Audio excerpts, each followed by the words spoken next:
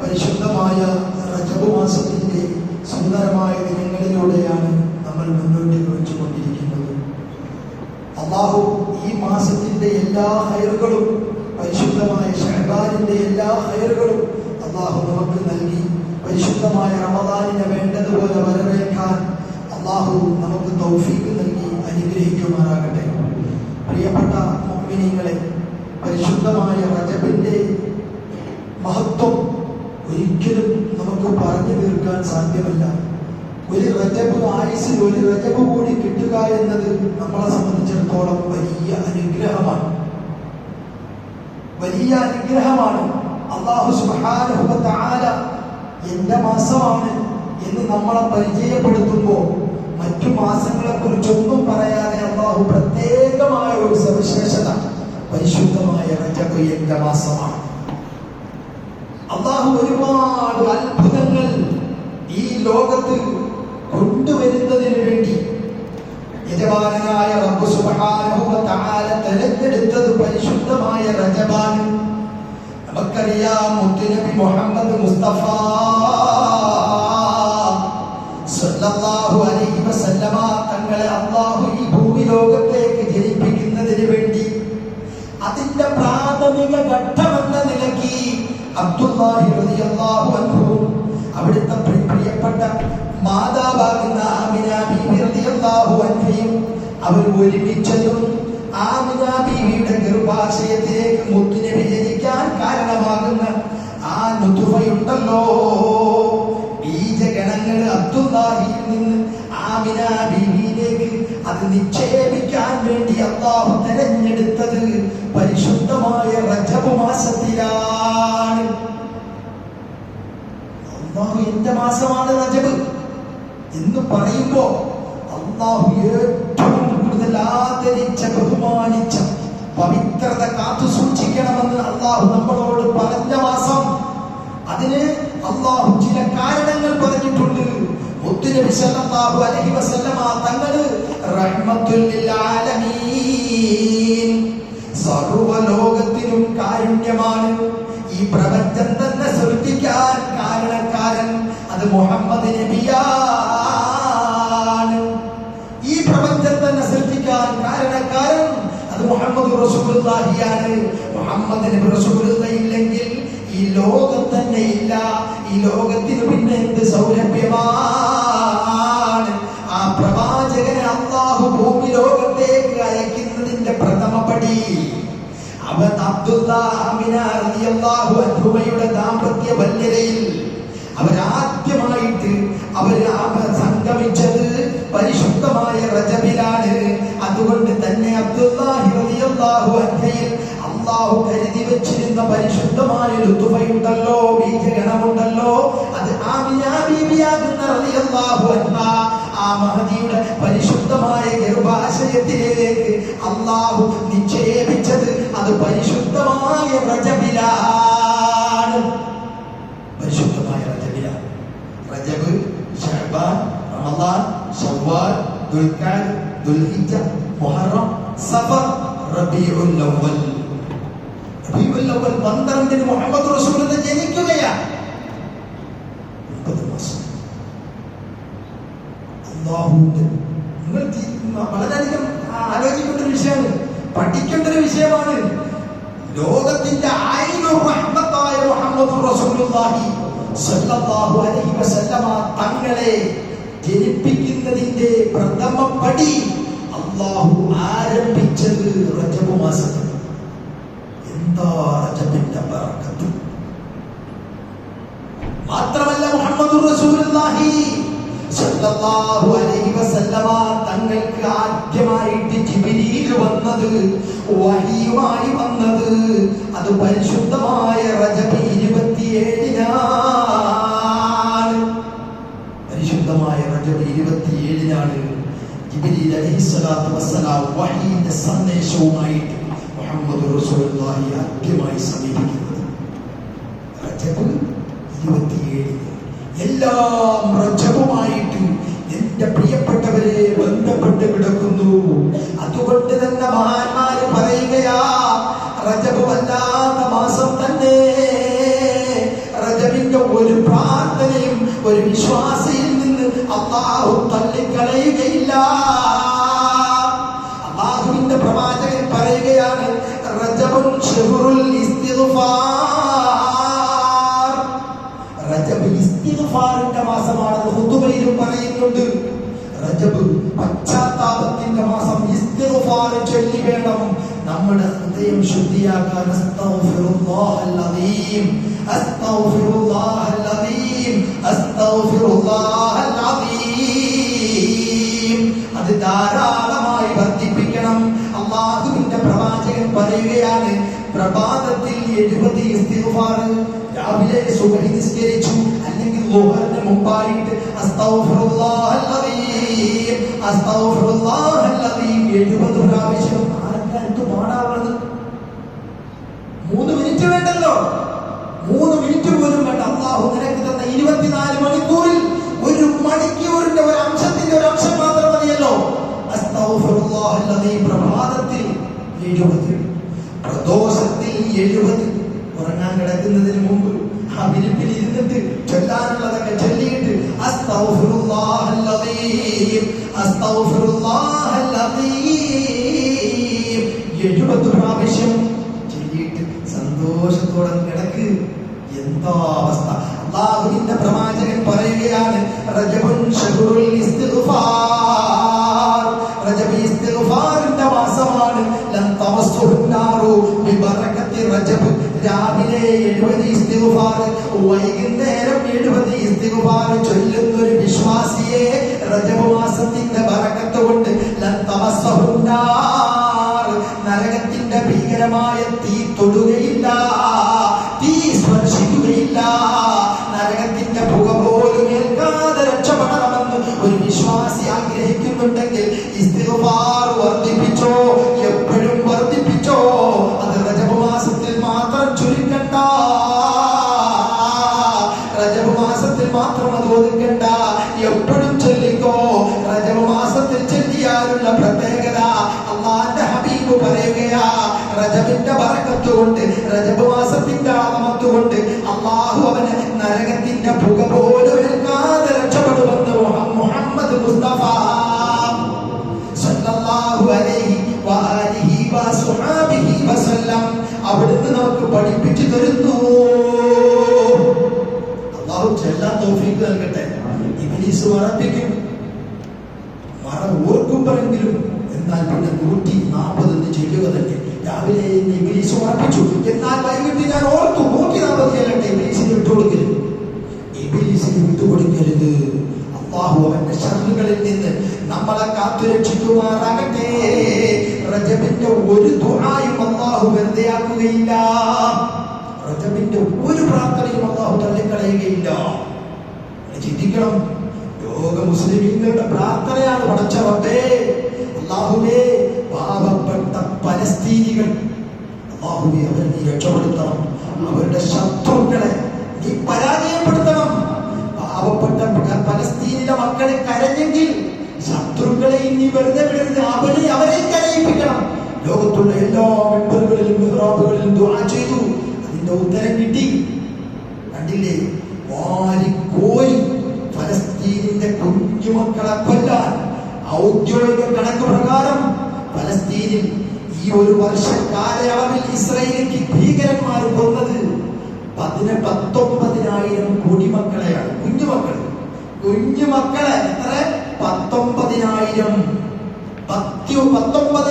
കുഞ്ഞുമക്കളെയാണ് ഫലസ്തീനിൽ ഇസ്രായേൽ ഭീകരർ കൊന്നുകളഞ്ഞത്. ബാക്കിയുള്ളവരുടെ കണക്കെടുക്കുമ്പോൾ 42,000 മുതിർന്നവരുടെ കണക്കെടുക്കുമ്പോൾ 42,000. ഔദ്യോഗിക കണക്ക്, അനൗദ്യോഗിക കണക്ക് ഇതിനപ്പുറമാണ്. ഗാസ മുഴുവൻ ചുട്ടിച്ചാമ്പലാക്കി, കുറെ ചാരം മാത്രമാണ്, എല്ലാം തകർന്ന് തരിപ്പണമാക്കി. ഇസ്രായേൽ ആരുടെ പിൻബലത്തിൽ? അമേരിക്ക എന്ന് പറയുന്ന കൊടിയ വഞ്ചക രാഷ്ട്രത്തിന്റെ സഹായത്തിൽ വാരി കോരി കൊടുക്കുകയാണ്. ഐക്യരാഷ്ട്രസഭയുണ്ട്, സെക്യൂരിറ്റി കൗൺസിലുണ്ട്, വേൾഡ് ജുഡീഷ്യറി ഉണ്ട്. ഇതിനൊന്നും ഒരു പരിഗണന പോലും കാശിന്റെ വില പോലും നൽകാതെ എന്ന് പറയുന്ന പിശാചികൾക്ക് അമേരിക്ക വാരി കോരി കണ്ടു കാണാൻ വയ്യാത്ത മുതുകളവൻ ജോ ബൈഡൻ വാരി കോരി കൊടുത്തു. എന്റെ പ്രിയപ്പെട്ടവരെ, അമേരിക്ക, ഇസ്രയേലിന്റെ, പലസ്തീനിലെ സർവ്വ നേതാക്കളെയും കൊല്ലുന്നതിന് വേണ്ടി അത്യാധുനിക സംവിധാനങ്ങളുള്ള മിസൈലുകൾ, ബോംബുകൾ, ബോംബർ ജെറ്റുകൾ എല്ലാം അമേരിക്കൻ്റെതാണ്. ഇസ്രയേലിൻ്റെതായിട്ട് പറയാനൊന്നുമില്ല, എല്ലാം അമേരിക്കൻ്റെതാണ്. പക്ഷേ എന്നിട്ട് ട്രംപ് മച്ചമ്പി അധികാരം ഏൽക്കുന്നതിന് മുമ്പ് ഒരു തിണ്ണവലവും കൂടെ കാണിച്ചു. ഹമാസ് ബന്ദികളെ വിട്ടില്ല എങ്കിൽ ചുട്ടരിച്ചു കളയും, ഭൂലോകത്ത് പിന്നെ പലസ്തീൻ കാണുകയില്ല എന്നൊരു മച്ചമ്പി, ഒരു പ്രഖ്യാപനവും ഒരു ഭീഷണിയും കൂടെ മുഴക്കി. അല്ലാഹുവേ, ഭീഷണി മുഴക്കിയത് റജബ് മാസത്തിലാണ്. പക്ഷേ 2 ദിവസം പോലും കഴിഞ്ഞില്ല. അതിനു മുമ്പ് എന്റെ പ്രിയപ്പെട്ടവരെ, ഏറ്റവും വലിയ ബോളിവുഡ് നടന്മാര് താമസിക്കുന്ന സ്വർഗീയ നഗരം എന്നറിയപ്പെടുന്ന, സ്വർഗീയ ആലയം എന്ന് പറയപ്പെടുന്ന ലോസ് ആഞ്ചലോസ്, പിന്നീട് അടുത്ത സ്വർഗീയ നഗരമെന്ന് സ്വപ്നഭൂമി എന്ന് പറയപ്പെടുന്ന സാക്ഷാത് കാലിഫോർണിയ, ഇന്ന് ചരിത്രത്തിൽ പ്രേതഭൂമിയാണ്. അമേരിക്കയുടെ ചരിത്രത്തിൽ ആദ്യമായിട്ട്, എന്റെ ഓർമ്മയിൽ, അതിനുമുമ്പ് എനിക്കറിയില്ല, ആദ്യമായിട്ട് അഭയാർത്ഥി ക്യാമ്പ് ലോസ് ആഞ്ചലോസിലും കാലിഫോർണിയയിലും അഭയാർത്ഥി ക്യാമ്പുകളിൽ ആയിരങ്ങൾ കിടന്ന് വിഷമിക്കുന്നത് ദൃശ്യാസത്യ മാധ്യമങ്ങളിലൂടെ നിങ്ങൾ കണ്ടുകൊണ്ടിരിക്കുന്നു, വിഷമി നിങ്ങൾ അറിഞ്ഞുകൊണ്ടിരിക്കുന്നു. എവിടെ എത്തി അമേരിക്ക? എവിടെ എത്തി? വാരിക്കോരി പാവപ്പെട്ട കുഞ്ഞുമക്കൾ പിടഞ്ഞു വീണ് മരിക്കുമ്പോ വെന്റിലേറ്ററിൽ പോലും കിടന്ന്, അവിടെ വരെ, വെന്റിലേറ്ററിൽ വരെ എന്റെ പ്രിയപ്പെട്ടവരെ, കുഞ്ഞുമക്കളെ ആരും കൊല ചെയ്തപ്പോ ട്രംപ് മച്ചമ്പി ജോ ബൈഡനും ചിന്തിച്ചില്ല ഇതുപോലൊരു തിരിച്ചടി പ്രകൃതി നൽകുമെന്ന് ചിന്തിച്ചില്ല. പക്ഷെ കണക്കിന് കിട്ടിയില്ലേ എന്റെ പ്രിയപ്പെട്ടവരെ? സന്തോഷിക്കുകയല്ല, ഞാൻ സന്തോഷം പറയുകയല്ല, ഞാൻ ഇത് പറയുന്നത് എന്തിനെന്ന് ചോദിച്ചാൽ, പ്രകൃതി പലതും, ചരിത്രം പലതിനും സാക്ഷിയാണ്. ചരിത്രം പലതും പഠിപ്പിക്കും, പഠിച്ചില്ലെങ്കിൽ പലതും പഠിപ്പിക്കും. അതാണ് എന്റെ പ്രിയപ്പെട്ടവരെ കണ്ടുകൊണ്ടിരിക്കുന്നത്. ലോക ചരിത്രത്തിൽ അമേരിക്ക ഇതുപോലെ നാണം കെട്ട ദിവസങ്ങൾ വേറെ ഉണ്ടോ? ഞങ്ങളാണ്, എല്ലാത്തിനും ഞങ്ങളുടെ കയ്യിൽ പരിഹാരമുണ്ട്, അത്യാധുനിക എല്ലാ സൗകര്യങ്ങളും ഞങ്ങളുടെ മുന്നിലുണ്ട്, ലോകത്തെ ഏറ്റവും വലിയ ടെക്നോളജി ഞങ്ങൾക്കാണ്, ലോക പോലീസ് ഞങ്ങളാണ് എന്ന് പറഞ്ഞ് വീമ്പിളക്കിയ അമേരിക്കക്കാരൻ കാട്ടുതീയുടെ മുന്നിൽ പതറി നിൽക്കുകയല്ലേ? ഞാൻ ഈ സംസാരിക്കുന്ന സമയത്ത് ലോസ് ആഞ്ചലസ് കത്തുകയല്ലേ? കാലിഫോർണിയ കത്തുകയല്ലേ? അമേരിക്കക്കാരന് അമേരിക്കയുടെ സൗകര്യങ്ങൾക്ക് എന്തെങ്കിലും ചെയ്യാൻ സാധിച്ചോ? എന്തെങ്കിലും ചെയ്യാൻ സാധിച്ചോ? നിങ്ങൾ പഠിക്ക്, നിങ്ങൾ മനസ്സിലാക്ക്. ഏകദേശം 18,000 പടുകൂറ്റൻ കെട്ടിടങ്ങൾ കത്തിച്ചാമ്പലായി പോയി. എത്ര? 18,000 പടുകൂറ്റൻ ബഹുനില മന്ദിരങ്ങൾ കത്തിച്ചാമ്പലായി പോയി. അപ്പാർട്ട്മെന്റുകൾ പോയി. ബോളിവുഡ് നഗരം എല്ലാം നിഷ്പ്രഭമായി. അവസാനം എല്ലാം പറക്കി മൈ ഗോഡ് എന്ന് പറഞ്ഞ് ഓടി നടക്കുന്ന കുറെ ആളുകളെ കാണാം. എന്തിലധികം അമേരിക്കയെ പ്രോത്സാഹിപ്പിച്ചുകൊണ്ടുള്ള ഒരു ബോളിവുഡ് നടനുണ്ട്, നിങ്ങൾക്ക് എല്ലാവർക്കും അറിയാം. അതിന്റെ ഒന്നും പേര് ഞാൻ പറയുന്നില്ല.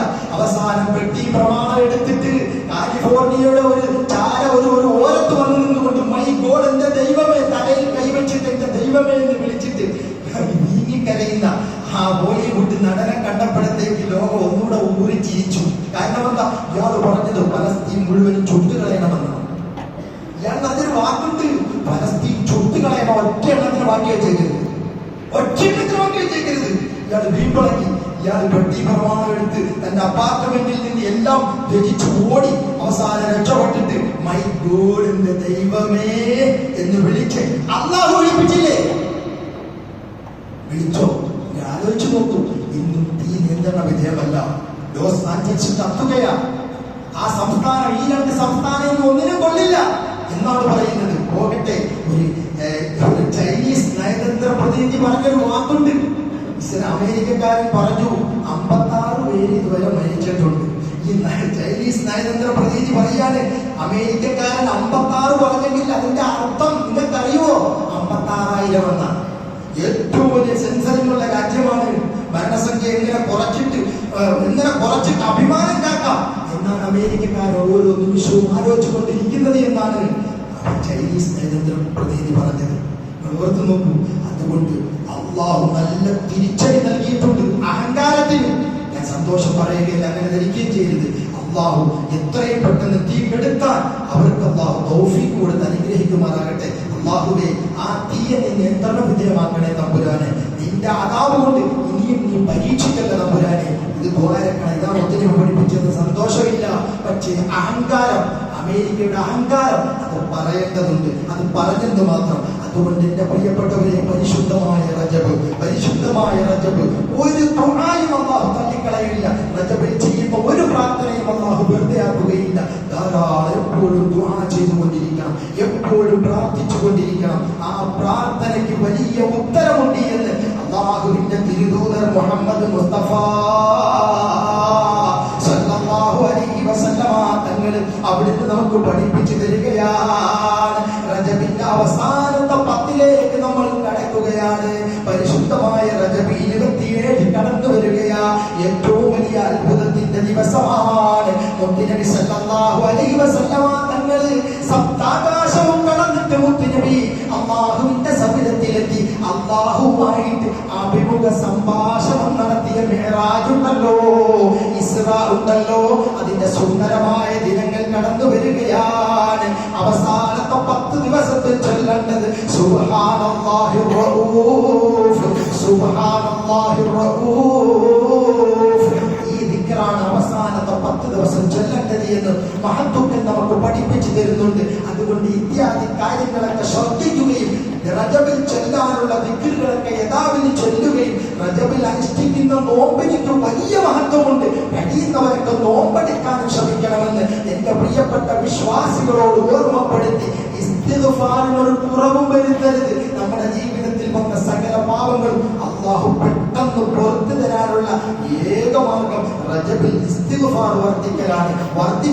അസ്തഗ്ഫിറുല്ലാഹൽ അദീം. പ്രത്യേകിച്ച് പ്രഭാത സമയങ്ങളിൽ സുബ്ഹാനല്ലാഹി വബിഹംദിഹി, സുബ്ഹാനല്ലാഹിൽ അദീം വബിഹംദിഹി, അസ്തഗ്ഫിറുല്ലാഹ്.